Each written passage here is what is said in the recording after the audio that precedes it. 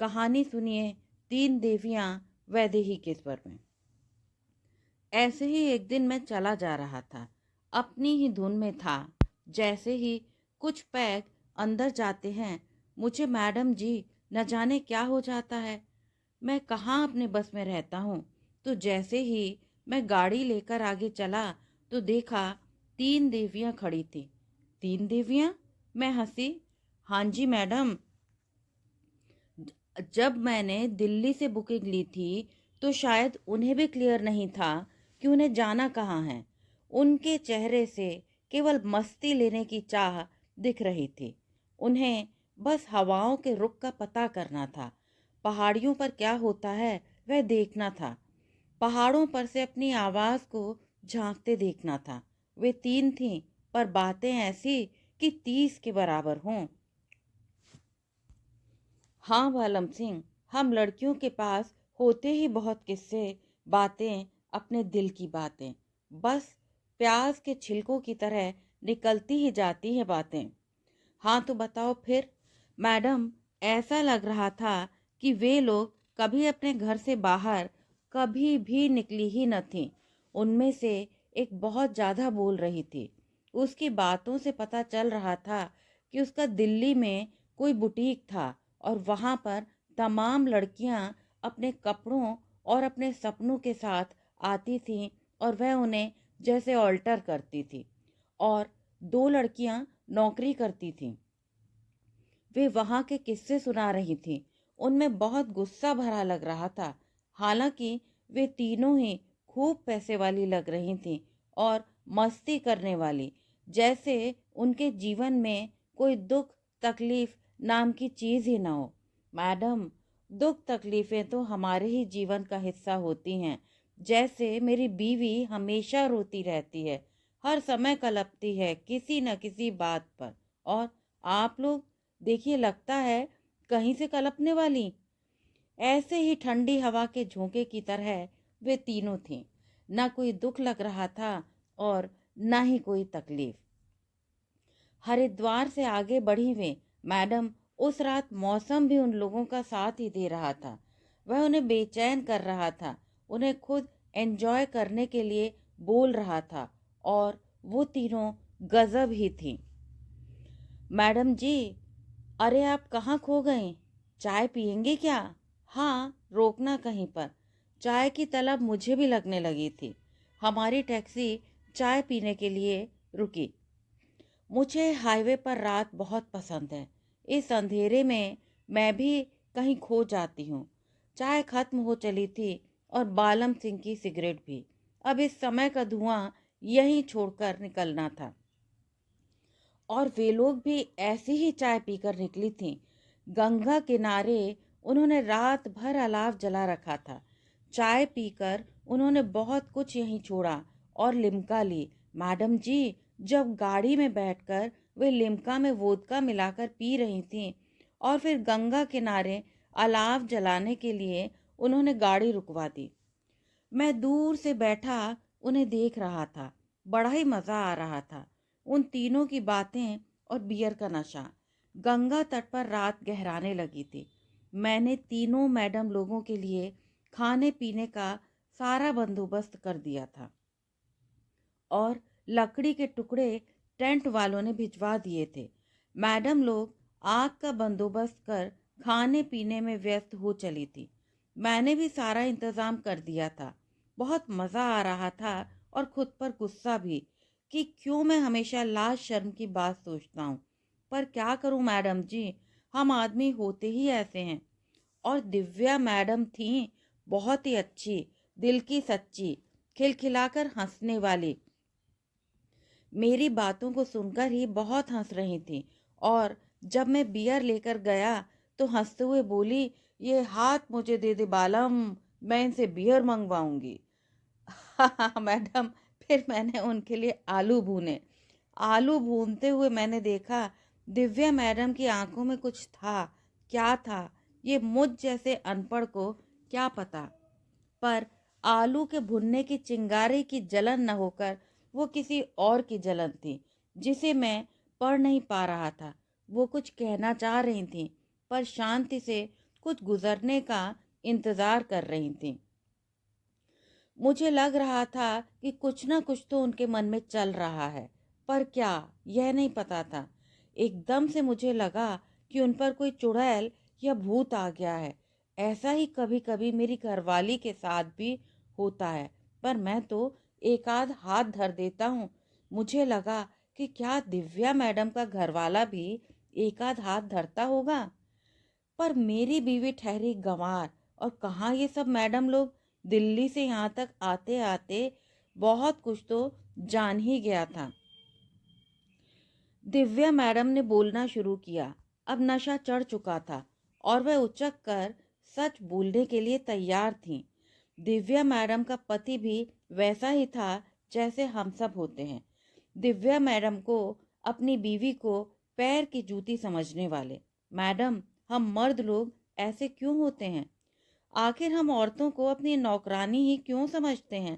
खैर, दिव्या मैडम बोलती जा रही थीं। बियर का एक घूंट अंदर जाने से सब कुछ बाहर आ रहा था, सब कुछ जो हम दबाकर रखते हैं। दिव्या मैडम शादी से पहले की चुलबुली दिव्या मैडम, मस्ती में जीने वाली और खूब समर्पण के साथ प्यार करने वाली दिव्या मैडम। उनका पति अजीब आदमी निकला, पैसे की खातिर कुछ भी करेगा। शादी के लिए कभी भी दिव्या मैडम को खूब पटाया। अमेरिका में अपनी बुआ के पास रहती थीं, भारत आती थीं कभी कभी। उनके पति ने उनको देखा और पटाने में जुट गया, पटा ही लिया और मैडम के साथ अमेरिका चला गया। कौनो करम का आदमी नहीं था। दिव्या मैडम ने वहाँ नौकरी दिलवाई। क्या करता, ड्राइवर ही तो है, हमारे जैसी औकात होगी। कहाँ दिव्या मैडम, कहाँ वो ड्राइवर। चलिए, वो भी ठीक था, सही से रहता ना अपने परिवार के साथ। दिव्या मैम ऐसी बात बताई कि मेरा तो माथा ही घूम गया। ऐसा भी कहीं नहीं सुना मैडम जी। ऐसा क्या सुन लिया बालम सिंह? मेरी उत्सुकता चरम पर थी। बहुत रहस्य बनाकर बता रहा था। दिव्या सिसक रही थी। अब मुझे वापस अमेरिका जाना ही नहीं। मुझे क्या पता था कि वह इतना गंदा खेल खेलेगा। मेरे माध्यम से वहां तक पहुंचा और वहां की नागरिकता मिल गई। अब कह रहा है कि मैं तुझे कागज पर तलाक देता हूँ, रहेंगे हम पति पत्नी जैसे। पर इंडिया में एक धनी आदमी है, उससे 1 करोड़ की डील हुई है। उससे तू शादी करके अमेरिका ले आ। उसे वीज़ा नहीं मिल रहा। कुछ साल रहकर हम उसे यहाँ जमा देंगे। फिर कोई दूसरी पार्टी फांसेंगे। 2-3 बार में हमारा कल्याण हो जाएगा। Ready? What do you mean? Divya चीखी। क्या बात कर रहे हो? तुम कैसे आदमी हो? पति हो या सौदागर? तुमने सोच कैसे लिया? How dare you? क्यों? क्या बुरा कर रहा हूँ? हम सबके लिए ही तो कर रहा हूँ। कब तक मैं बुआ जी की दया पर लिमोजिन का ड्राइवर बना रहूंगा? कुछ पैसे आ जाएंगे तो हम वहाँ अपना फूड कोर्ट शुरू कर देंगे। अपना काम रहेगा। तुम भी यहीं वापस आ जाना। फिर हम लिव इन में रह लेंगे। चाहोगी तो शादी भी फिर से। जयेश भी चीख रहा था। उसे अपने मंसूबों पर पानी फिरता दिखाई दे रहा था। दिव्या को कुछ सुनाई नहीं दे रहा था। धरती और आसमान दोनों घूम रहे थे। उसे चक्कर आने लगा था। इस आदमी से शादी के लिए उसने क्या क्या न पापड़ बेले। बुआ ने कितना कहा कि किसी अमेरिकन से शादी कर लो, एक घर तो मिलेगा। लेकिन उसका ही दिमाग खराब हो गया था कि भाई के विरोध के बावजूद उसके दोस्त पर फिदा होती चली गई। पिता विहीन बेटियां अक्सर गलत फैसले कर लेती हैं। दिव्या को उस वक्त गहरा एहसास हुआ। पिता की मौत के बाद अचानक परिवार पर मुसीबतों का पहाड़ टूट पड़ा था। अनपढ़ माँ को कहीं काम नहीं मिला और भाई की पढ़ाई छुड़ाकर नौकरी कराने का फैसला भाई की जिंदगी बर्बाद कर देता। बहुत छोटी उम्र में ही दिव्या को बुआ अपने साथ अमेरिका ले गई। वहां जाकर दिव्या ने पढ़ाई तो पूरी नहीं की, लेकिन बहुत से हुनर सीख लिए जिससे रोजी रोटी कमाई जा सके। घर परिवार की मदद करते करते एक दिन भाई के सबसे चंचल शोक दोस्त जयेश मल्होत्रा को साथी चुन लिया। भाई ने दबी जुबान में विरोध किया था। दिव्या किसी भारतीय लड़के से शादी करना चाहती थी।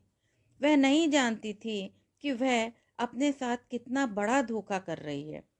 जयेश के प्रस्ताव को सुनकर उसे गश आ गया। इस हद तक सोच सकता है, गिर सकता है कोई पति। उसे लगा सब कुछ दांव में हार गई है, फिर से कंगाल हो गई है, जैसे पिता के जाने के बाद उसके परिवार ने महसूस किया था। उसे एक एक कर याद आने लगे अमेरिकन दोस्त जो उसके प्रति आसक्त थे और वह भारतीय सपने देखा करती थी। ओह, कितनी बेवकूफ निकली। उसे यकीन नहीं हो रहा था, पर ऐसे आदमी से और क्या उम्मीद की जा सकती थी जो अमेरिका में सालों बेरोजगार रहा, मानो वहां घर बसाने नहीं कोई ख्वाब पूरे करने गया हो। दिव्या जैसी हार्ड वर्कर बीवी पाकर वह लापरवाह सा हो गया था और हर समय पैसे कमाने की आसान तरकीबें ढूंढा करता। आखिर बुआ ने जबरन ड्राइवर बना ही दिया। अपनी ये नौकरी हैसियत से छोटी लगती और कुड़ता रहता। पैसे कमाने के आसान तरीके खोजने के बाद जब उसने यह प्रस्ताव दिव्या के सामने रखा तो मानो भूचाल आ गया। पूरी गृहस्थी ताश के पत्ते की तरह भरभरा कर ढह गई। वह जयेश की सोच पर ही शर्मिंदा थी। चीखती चिल्लाती रही। जयेश उसे अलग होने की धमकी देता रहा। देर तक दोनों में झगड़ा होता रहा। वह वापस अमेरिका चला गया। दिव्या यहीं रह गई। उसने वापस अमेरिका जाने का इरादा ही त्याग दिया। बीच बीच में काम से जाती रहती है।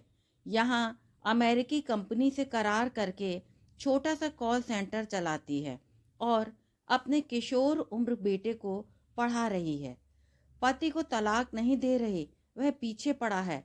बच्चों के लिए पैसे तक नहीं भेजता। मैडम जी, पैसे से दीन ईमान सब खराब। इतना पैसा कोई दे तो एक बार हमारा भी ईमान डोल सकता है ना मैडम जी। मैं बालम सिंह की स्वीकारोक्ति से अंदर ही अंदर दहल गई। दिव्या मैडम उसे बहुत प्यार करती हैं। बोलते बोलते वे जैसे हंस पड़ती थीं और मैं उनकी इस हंसी में कुछ खोजता। मैंने उनकी हथेली में कुछ पसीजता हुआ देखा। वे हाथ उस आग तक ले जाती, पसीने को सुखा लेती, फिर बोलती, क्या करूं? I love him but he does not love me. वो मेरी लाइफ है पर मैं उसकी ब्लडी वाइफ हूँ। उसने धोखा दिया, बहुत बड़ा धोखा खाया मैंने। बुआ मना करती रही कि मत कर इंडियन लड़के से शादी। मैं न मानी। बुआ को भी नाराज कर बैठी। वे आज तक मुंह फुलाए बैठी हैं। वे मेरे पति को पसंद नहीं करती। हमेशा कहती हैं, तुझे ऐसा क्या दिखा इस बेरोजगार चिरांद में? बुआ ने ही गाड़ी दिलवाई है, लिमोजिन चलाता है। उसके दिमाग में पैसा कमाने का फितूर समाया हुआ है। उसे सबसे आसान रास्ता यही दिखा कि जिस तरह वह मेरा इस्तेमाल कर अमेरिका पहुंचा और लड़के भी पहुंचे जिससे पैसा ऐंठा जा सके। मैंने क्या ये सब करने के लिए उस आदमी से शादी की? किस तरह छोटी छोटी नौकरी करके मैंने इस आदमी को वहां पाला, बेटा हुआ, उसकी देखरेख करती, दिन रात दोनों शिफ्ट में नौकरी करती, तब जाकर घर चलता। इसे तब भी कोई फिक्र नहीं होती। अमेरिका का सपना पूरा हो गया था। न्यूयॉर्क का नक्शा लेकर दिन भर भटकता रहता। न पति अच्छा बन सका, न पिता। बेटे तक से बात किए महीनों हो जाते हैं। अब तो बेटा बात भी नहीं करना चाहता, अमेरिका भी नहीं जाना चाहता। वह तो कहता है कि माँ, अपने लिए आप एक दूसरा पार्टनर खोज लो जो आपका ध्यान रखे। पापा आपके काबिल नहीं हैं। मैं समझती हूँ उसे। पिता तो वही है ना आखिर। कुछ भी हो जाए, मैं उस बच्चे का बाप नहीं बदल सकती। बाप वही रहेगा। कब तक ऐसा चलेगा दिव्या?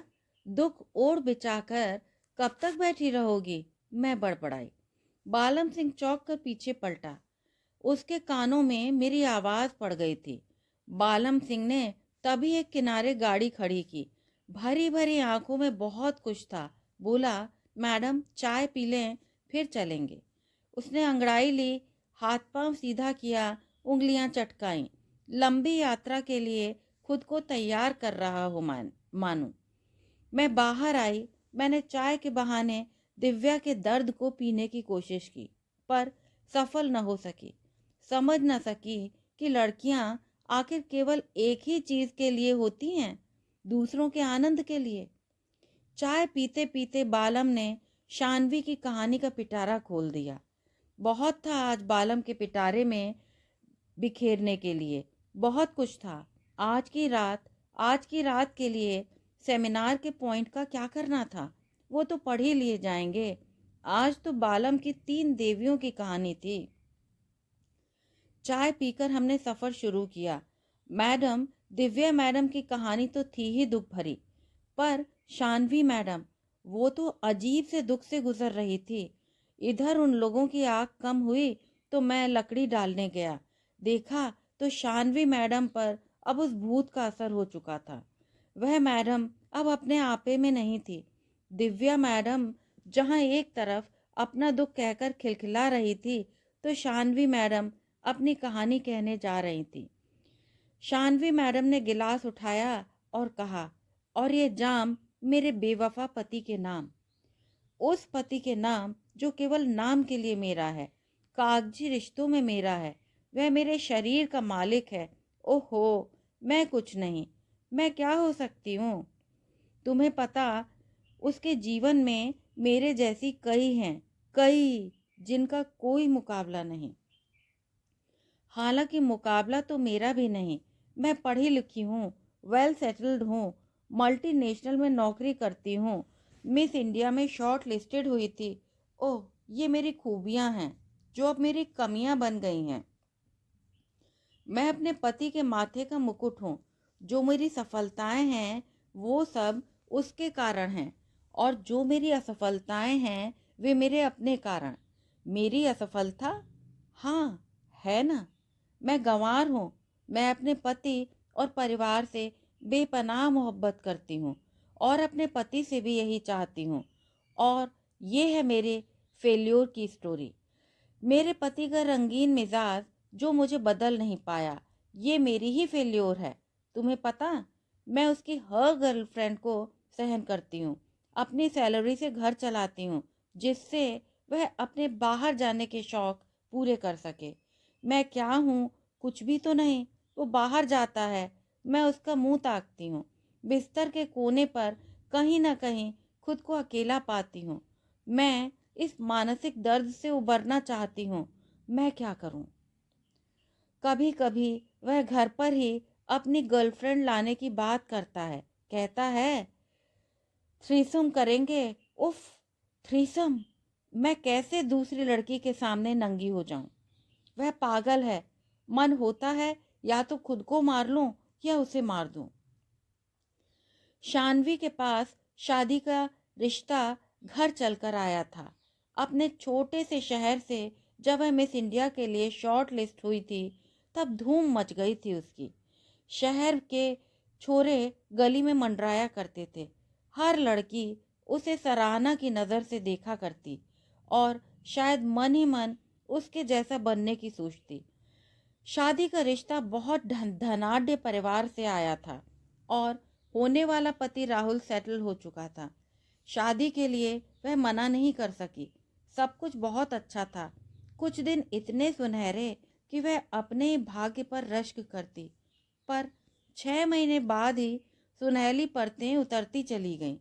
फिर तो जिंदगी इतनी बदरंग भी हो सकती है, वह कल्पना नहीं कर सकती थी। राहुल के अय्याशियां खुलकर सामने आ गई थीं। वह हाई क्लास में उठने बैठने का आदी था। कई कई लड़कियां दोस्त जिन्हें लेकर डिस्को जाना उसका शौक था। शानवी अपनी नौकरी और घर के बीच सिमटती चली गई। असली राहुल खुलकर सामने आ चुका था। अपने लिए भी खुली आज़ादी और शानवी को भी जिंदगी जीने की आज़ादी का सबसे बड़ा पैरोकार बनकर उभरा। शानवी के लिए यह बड़ा झटका था। उसके सारे मूल्य भर भर आकर टूट गए थे। घर में 2 लोग बच गए थे। रिश्ता कहीं पीछे छूट गया था।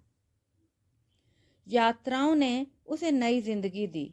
अजनबी औरतों के छोटे ग्रुप में घूमने जाया करती।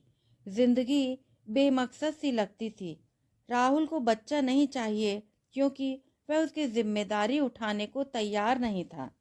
शानवी भी बच्चा नहीं चाहती थी कि पता नहीं कब साथ छूट जाए, तो बच्चे का भविष्य क्यों खराब करना। खुद को ऐसी चोटी पर खड़ा पा रही थी जहां से न आगे जाने का रास्ता था न पीछे लौटने का। राहुल उसे मुक्त नहीं करना चाहता था और वह भी मुक्त नहीं होना चाहती थी। तभी तो ढोए चली जा रही थी। शानवी की तन्हाई मेरे भीतर गहरे धंसने लगी थी। बालम सिंह का कैसेट बज रहा था। मैडम, धीरे धीरे पर्दा उठने लगा था उन लड़कियों के जीवन से। वे लड़कियां अब धीरे धीरे उस दुनिया से कहीं दूसरी दुनिया में जा रही थीं। वे रो रही थीं, पर अब उनकी रुलाई एक गुस्से की रुलाई में बदल रही थी। अब बियर की खाली बोतल मुड़ी दृष्टि की तरफ। बोतल गोल घुमाई जाती, जिस तरफ मुंह होता वे बोलती अपनी कहानी। दृष्टि मैडम का नंबर आ गया। उनका दर्द भी कुछ होगा, मैं जानना चाहता था। उसने अपने हर प्रेमी का किस्सा बताया। प्रेमी? हाँ मैडम, हम जो आदमी होते हैं ना, वे प्रेमी ही बढ़िया होते हैं, ये सुना था। पर दृष्टि मैम की कहानी मेरे मन से ये भ्रम भी मिटाने जा रही थी। हम सच में एक भ्रम में जिंदा रहते हैं। दृष्टि मैम की आंखों में एक गुस्सा उभर कर आया। वह विलाप की मुद्रा में थी। उसके प्रेमियों की एक लंबी फहरिस्त थी। आखिर उसके प्रेमी उससे दूर क्यों हो रहे थे? उसके प्रेमियों ने उसके दिल और शरीर के साथ क्या किया था? प्रेमी का प्रेम जब तक लड़की अपने मन में नहीं बसाती, तब तक ही सब ठीक होता है। पर जैसे ही लड़की हमारे सामने समर्पण करती है ना, हम उसके मालिक बन जाते हैं। प्रेमी भी मालिक ही हो जाता है। वह मालिकों की मिल्कियत बनकर नहीं रह सकती थी। बार बार कोई आता और वह उसे केवल अपनी ही दीवारों में बंद करने की कोशिश करता। मैडम, आखिर ऐसा होता क्यों है? अब औरत जात है, कहाँ जाएगी? फिर चाहे वह कितनी भी पढ़ी लिखी क्यों ना हो। चिट्टियां कलाइयां थोड़े ना गाएंगी बीच बाजार। बीच बाजार तो वह भजन ही गाकर निकलेगी ना। प्रेमी के साथ भी वह उसी हिसाब से तो रहेगी ना। बस उसे शायद रहना नहीं था। एक दो बार उसे धोखा देकर चला गया कोई, और एक दो को उसने ही ठुकरा दिया। आखिर वह क्यों किसी की गुलाम बनकर रहे मैडम जी? आखिरी प्रेमी के जाने के बाद तो उनको प्रेम से घृणा हो गई। जाते जाते इसने उनके प्रेमी ने इनके चेहरे पर तेजाब फेंकने की कोशिश की, पर मैम बचा ले गई खुद को। बस कंधा झुलस गया उनका। वहां सबको दिखा दिखाकर खूब रो रही थी। हाँ बालम सिंह जी, वैसे आपने नहीं बताया, आपको काम में डिस्टर्ब तो नहीं हो रहा? ना ना, तुम सुनाओ। मैडम जी सोचिए, तेजाब से कहीं चेहरा झुलस गया होता तो आज दृष्टि मैम देखने लायक भी न बचती। क्या होता उनका? इतनी सुंदर हैं, क्या बताएं। भक भक गोरी। बालम सिंह बोले जा रहा था। मुझे सिहरन हुई तेजाब के बारे में सोचकर। कितने झुलसे चेहरे तैर गए आंखों के सामने। मैं भी खो रही थी उन कहानियों में। वे जुगनू बनकर मेरी आंखों में आ रही थी। गरम गरम 2 जुगनू टपक पड़े। हाँ तो मैडम जी, दृष्टि मैम ने मुझे रुला दिया। वो तो एकदम बेचारी अकेली। अब कहने को तो वो दोनों भी साथ होते तो भी अकेली, पर पराई औरत तो नहीं। कोई तो है ना उनके साथ। अरे शादी वगैरह में तो साथ जाती ही होंगी, पर दृष्टि मैम की कहानी तो अलग ही थी। भाई के परिवार के साथ क्या क्या न सहती होगी। हमारे यहाँ अकेली लड़की को तो आप जानती ही हैं कि क्या क्या लोग कहते हैं। वो कहावत है ना कि गरीब की लुगाई गांव की भौजाई। शट अप बालम सिंह। अरे मैडम जी, ये तो कहावत है। अच्छा, पर तेजाब क्यों डाला था, ये पता चला? मैडम जी, तेजाब हम आदमी लोग क्यों डालते हैं, आप खुद सोचिए। तेजाब माने जला देना आत्मा तक, और तभी हम लोग ये करते हैं जब आत्मा तक हमारा अहम, हमारा आदमी होने का घमंड आहत होता है। अरे बालम सिंह, बिन पिए से नशा हो रहा था, कैसी बड़ी बड़ी बातें कर रहा था। पुरुष अहम आहत होना वगैरह वगैरह। आदमी को कैसे अपना अहम इतना प्यारा हो सकता है कि वह किसी भी लड़की का जीवन और शक्ल दोनों ही बर्बाद कर दे। मैडम जी, हम जो आदमी लोग हैं ना, ये सब कुछ सहन कर सकते हैं, पर अपनी मर्दानगी पर दाग नहीं। मर्दानगी? हाँ मैडम जी, कोई हमारी मर्दानगी को ललकारता है तो हम मर्द जात तिलमिला जाता है। हम सब गाली सह लेते हैं, पर अपनी मर्दानगी पर नहीं सहते। उनका प्रेमी शादीशुदा था, पर उसने दृष्टि मैडम को भी फंसा रखा था। बार बार वह दृष्टि मैडम को शारीरिक संबंधों के लिए उकसाने की कोशिश करता। वह शादी से पहले दैहिक संबंध नहीं बनाना चाहती थी। जब भी वे कभी बाहर खाना खाने जाते तो पैसा वही देती थी। उसने न केवल उन पर मानसिक और शारीरिक, बल्कि पैसे को लेकर भी कब्जा कर रखा था। एक ही ऑफिस में वे दोनों थे, लगभग एक ही पोस्ट पर। जब कभी मीटिंग में दृष्टि मैडम को कोई प्रेजेंटेशन देनी होती या रिपोर्ट प्रेजेंट करनी होती, तो वह जानबूझकर उनकी बनाई गई प्रेजेंटेशन में कमियां निकालता, जानबूझकर उनको गलत डेटा देता और बाद में उनकी रिपोर्ट पर तमाम तरह के कमेंट करवाता। उन्हें मानसिक रूप से तोड़ने की भरसक कोशिश करता। वह यह साबित करने की पूरी कोशिश करता कि दृष्टि मैडम कोई भी दिया गया काम अच्छी तरह से नहीं कर सकती। वह एक इमोशनल मजाक बनकर रह गई थी। दृष्टि मैडम ने कई बार उसे समझाने की कोशिश की, पर वह अपने प्रेमी की इस दोगले बर्ताव से टूट कर रह गई थी। अकेले में तो उनसे शारीरिक संबंधों की भीख मांगना, और वहीं ऑफिस में प्रेजेंटेशन वगैरह की बात हो तो यही दिखाने की कोशिश कि दृष्टि एकदम बेकार हैं।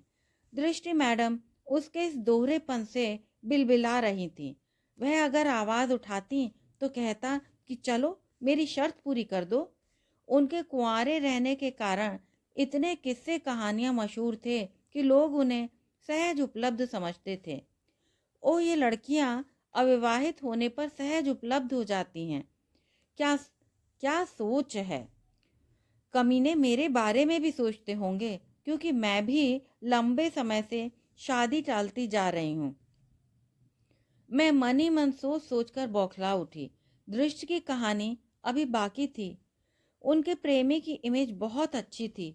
अकेले में उनसे कहता कि वह तलाक लेने वाला है और सबके सामने अपने बीवी के खाने की तारीफें करता और अपने सुखद जीवन के किस्से सुनाता और उसके कुंवारेपन पर तारे मारता। इन सब से दृष्टि कट रही थी, कहीं अंदर ही अंदर। वह कितना दबती। एक दिन उसने अपने प्रेमी की खुद से कई बातें रिकॉर्ड कर ली और बिना किसी डर के उसकी बीवी को भेज दी, और अपने प्रेमी से कहा कि उसे ऑफिस में प्रोफेशनल प्रेजेंटेशन वगैरह में जानबूझकर नीचा दिखाना बंद करे, नहीं तो वो ऑफिस में भी ऐसा बता देगी। उसकी मर्दानगी चोट खा गई। आखिर दृष्टि की हिम्मत कैसे हुई कि जो काम वह दबे ढके कर रहा था, पूरी दुनिया के सामने जो शराफत और कुलीनता का लबादा ओढ़े था, वह एकदम से कोई 2 टके की लड़की उतार दे। यह वह बर्दाश्त नहीं कर पा रहा था और एक दिन भाड़े के टट्टू से कांड करवा दिया। मैडम, बालम सिंह का चेहरा तप रहा था। उसका बस चले तो अपराधी का गला दबा दे। जब ये सब बातें ऑफिस में पता चली कि उसकी बीवी किसी और लड़की के साथ उसके अफेयर के कारण मायके चली गई है, तो मैडम जी जितने मुंह उतनी बातें। जब वह इस दोगलेपन से दृष्टि मैडम को हरा नहीं पाया और ऑफिस में भी दृष्टि मैडम सफल होने लगी, तो उसने इस तरह से हराने की सोची। सच मैडम जी, हम मर्द कितने कमजोर होते हैं। छी, उस दृष्टि के लिए कितना भयावह होगा सब कुछ। किसी शादीशुदा ने पहले उसे फंसाया, फिर तलाक का झुंझुना बजाकर शारीरिक संबंधों पर जोर देना, और जब चिड़िया न फंसे तो उसे ऑफिस में जानबूझकर नीचा दिखाना। सच में इस दुनिया में हर कदम पर नए जाल हैं। उन जालों में फंसकर निकलने की हिम्मत कहाँ। कोई अकेला दांत उस जाल को नहीं कुतर सकता। जाल में फंसी छटपटाती हुई अनेक दृष्टियों का चेहरा दिख रहा था मुझे। झुंड में आकर दृष्टियां जाल को काटती क्यों नहीं? बहेलियों को पहचानने में कहाँ भूल होती है हमसे। जाल तो अदृश्य है और बहेलियां हमदम। फिर क्या हुआ? होना क्या था?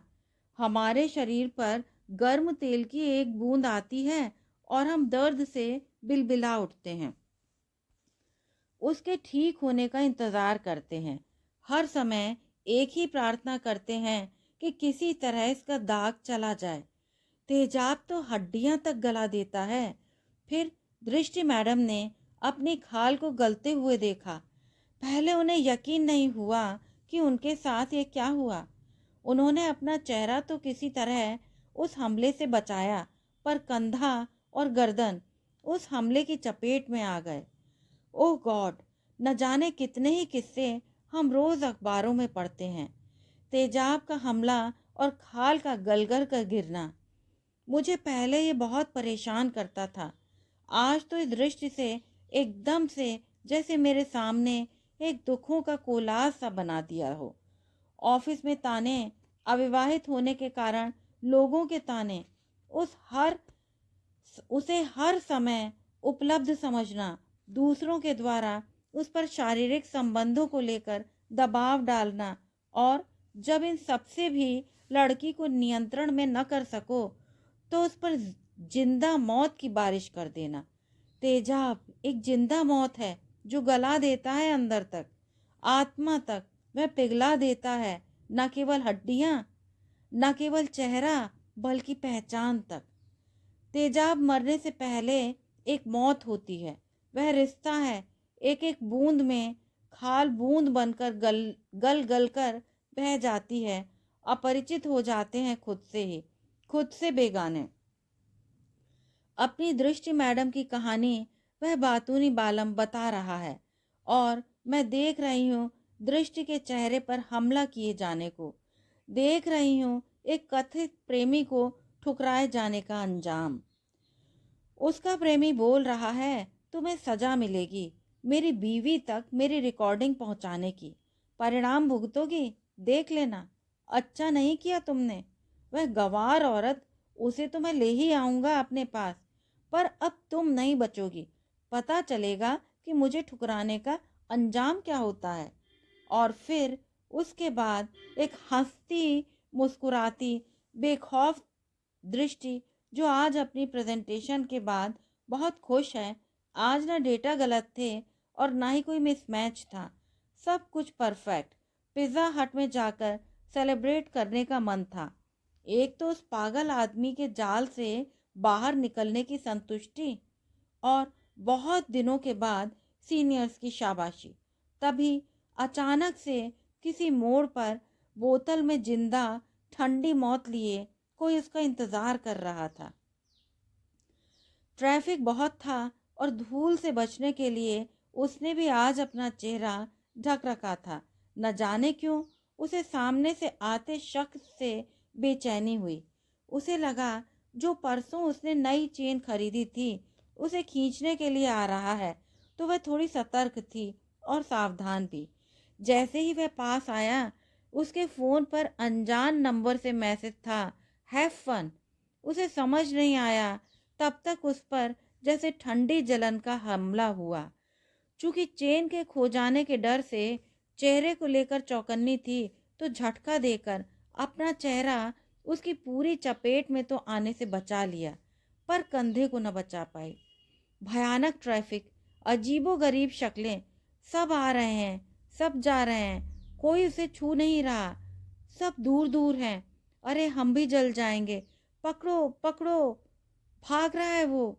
उसकी आंखों के सामने जली लड़कियों के चेहरे घूम रहे हैं। ओह, क्या वह भी? नहीं नहीं, वह ऐसा नहीं हो सकती। उसके सामने कोई कह रहा है, ओ गॉड, ये तो एसिड अटैक है। अरे पुलिस को बुलाओ। अरे सामने ही अस्पताल है, वहां ले जाओ। नहीं नहीं, ये पुलिस केस है, नहीं छुएंगे। इधर ठंडा तेजाब उसके कंधे को और कनपटी के कुछ हिस्सों को जला रहा है। खुद को संभालती दृष्टि अपने कंधे को गलता हुआ देख रही है और कल्पना में अपने चेहरे को इसी तरह गलता हुआ देख रही है। चीख रही है, रो रही है। उसकी चीखों से भरी सड़क का चौराहा थर्रा रहा है। उसके लिए एक सुनामी आई हुई है जो उसे दर्द में बहाए लिए जा रही है। और ये लोग पुलिस के आने पर ही कुछ करेंगे कह रहे हैं। लोग पुलिस पुलिस चिल्ला रहे हैं और दर्द का सागर उसे बहाए ले जा रहा है। वह जल रही है, उसकी रूह तक चीख रही है। चीख चीख कर उससे कह रही है, बड़ी आई थी सब कुछ ठीक करने वाली, जिंदगी जीने वाली। अरे यहाँ केवल आदमी के ही हाथ में होता है जीना।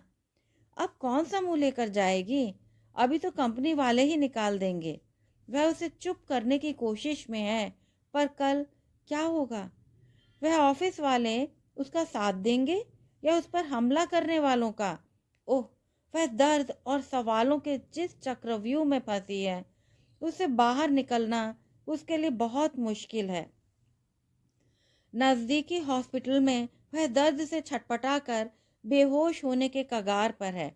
डॉक्टर कह रहे हैं उसे कुछ नहीं होगा, ये कंधा और गर्दन ही जला है, सही हो जाएगा। खुश नसीब हैं चेहरा बच गया है। इन सब से परे वह रो रही है कि अगर चेहरे पर आ गया होता तो। उसकी आंखों के सामने हैफ 1 का मैसेज उड़ रहा है। पुलिस उस नंबर की जांच कर रही है।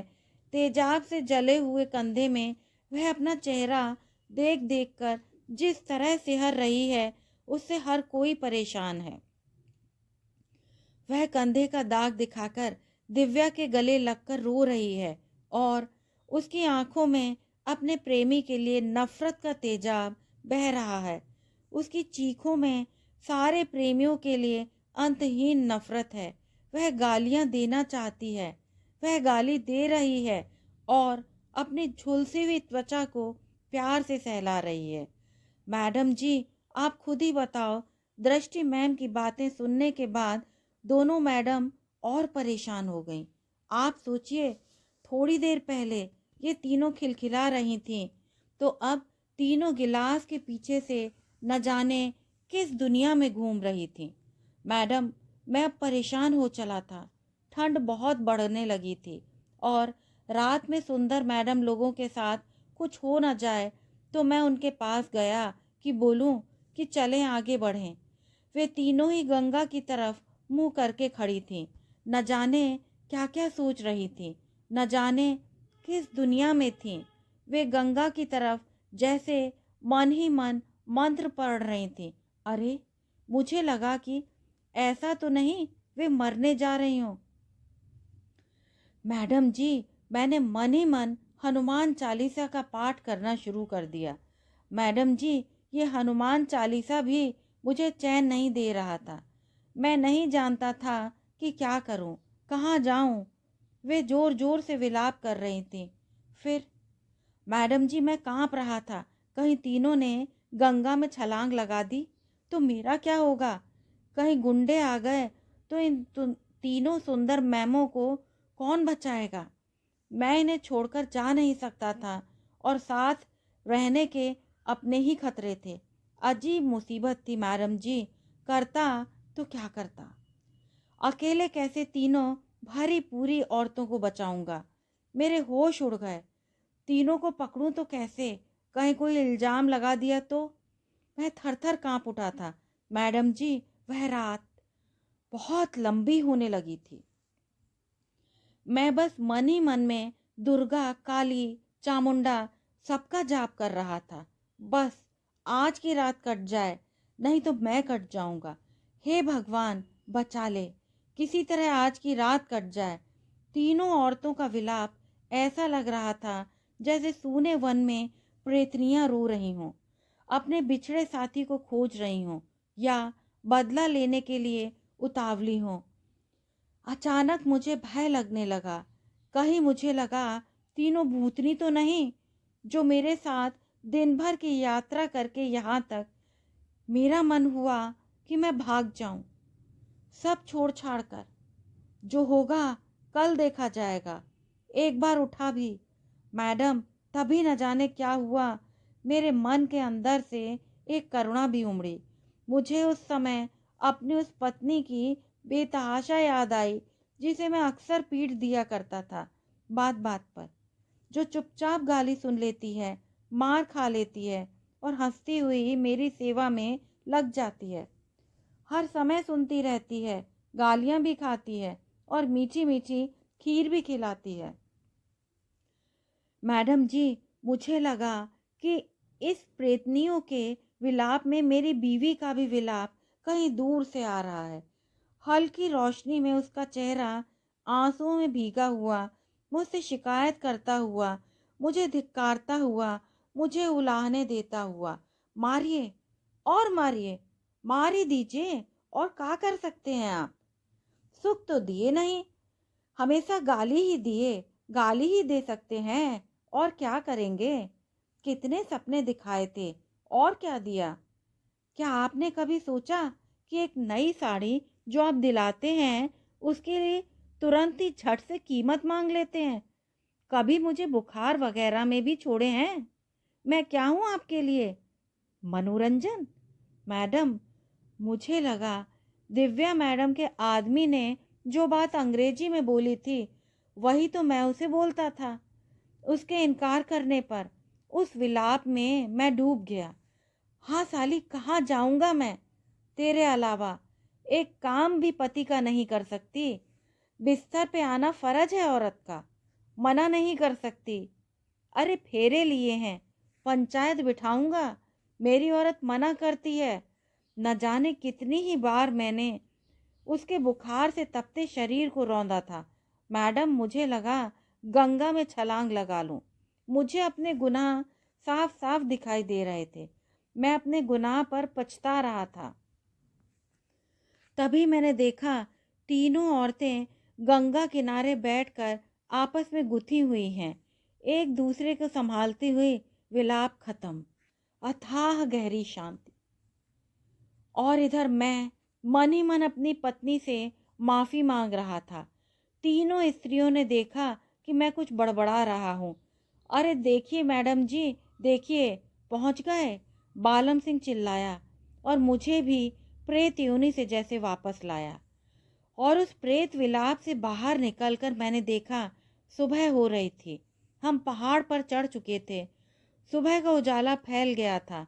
मेरे भीतर अंधेरे पसर रहे थे, गहन अंधकार जिसे शायद आने वाले कुछ वर्षों तक मैं उजाले में तब्दील न कर पाऊं। गाड़ी हिचकोले खाना बंद कर चुकी थी। सीट पर कुछ हिल रहा था। मैंने देखा मेरा शरीर हिचकोले खा रहा है। दिव्या, शानवी और दृष्टि के जीवन के अंधेरे मुझे क्यों घेर रहे हैं? मैं उन्हें अपनी आत्मा से अलगा देना चाहती हूँ। दूर हो जाओ, ओ यातना की सुरंगों, मेरा जीवन तो अभी शुरू भी नहीं हुआ है। मैं हाँफने लगी थी। गाड़ी नहीं, मैं चढ़ रही थी पहाड़ पर। असंख्य चट्टानें टूट टूट कर खाइयों में गिर रही थीं। पैर फिसल रहे हैं। मैं किसी मजबूत शाखा को पकड़ना चाहती हूँ। मुझे हर हाल में बचाना है खुद को। मोबाइल सीट के नीचे गिरकर कहीं खो गया है, उसे पहले खोज लूं। अंधेरा सीट के नीचे भी बहुत घना है। उसी अंधेरे में हथेलियां टटोल कर मोबाइल को निकालना तो पड़ेगा। माँ का कॉल चमक रहा था। माँ, मैं सही से पहुँच गई हूँ। हाँ, बालम सिंह रत जगह करता रहा। हमने झपकी भी नहीं ली, बातें करता रहा। बहुत मनलग्गू आदमी है। माँ, एक बात सुनो, कुछ साल मेरे अकेलेपन की चिंता मत करना। मैं अकेले ही बहुत मज़े में हूँ। मैंने फ़ोन कट कर दिया। विंड स्क्रीन में देखा, बालम सिंह की आंखें भीगी हुई थीं। मैं सेमिनार के पॉइंट्स भूल गई थी। कहानी सुनते हुए यदि आप मेरे साथ यहाँ तक आ ही गए हैं तो कृपया चैनल को सब्सक्राइब कीजिए। आप सभी श्रोताओं का बहुत बहुत धन्यवाद।